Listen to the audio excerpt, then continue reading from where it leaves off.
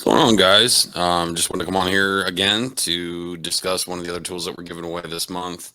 Um, this is the Fieldpiece DR82 leak detector. Now, I've been playing around with this for a little bit. I actually took it out to California with me to do some leak checking on the racks out there just to test how it would be, in the cold areas and that. And it works pretty good. The one thing I do like that they have changed is that you do have a display on there, which gives you an accurate ppm.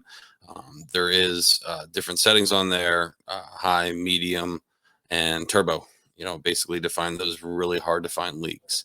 It is good for CFCs, HFCs, HFOs, and other blends. It's A2 can't talk today. A2L compatible.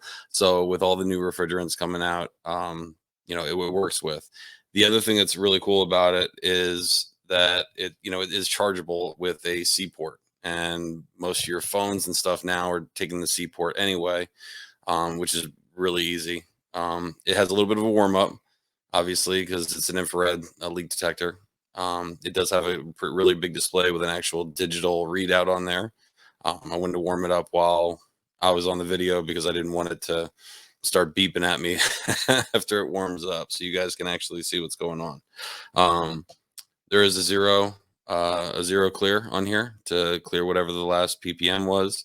And this leak detector does not give false positives. Usually when you go into a walk-in, even just a frozen food case or medium temp case, usually when you hold the sensor directly in the honeycombs the first time, it gets a little bit of a false positive. In this instance, it doesn't. So I can actually blow on there, and I didn't get any false positive. Now, I will show pictures of this later, but as you can see, it's at 0. I have a cylinder refrigerant back here because I was doing a little bit of experiment. I wanted to see what would happen as the refrigerant warms up and see what happens to the level. And so I'm just going to leak detect around it and see if I can find anything.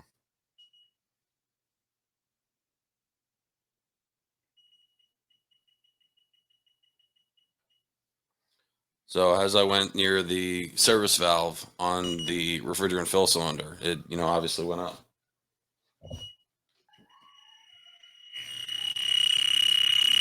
That's basically what it'll look like when it goes all the way up to the max.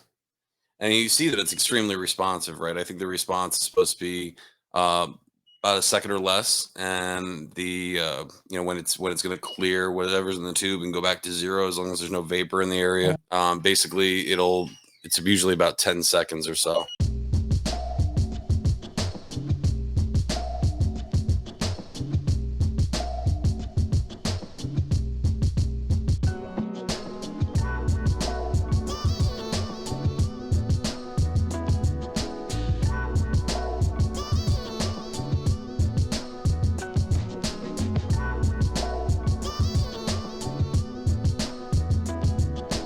Like I said, there's different sensitivities on here: the high, medium, low, and the turbo.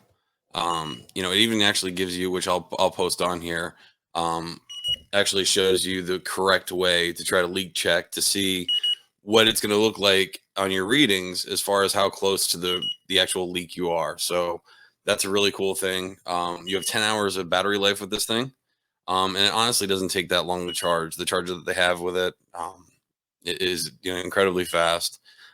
I don't remember exactly what it was, so don't hurt me for not remembering. Um, but I would highly recommend this leak detector. I'll have some other stuff going along with it in the video, and you guys have a great day.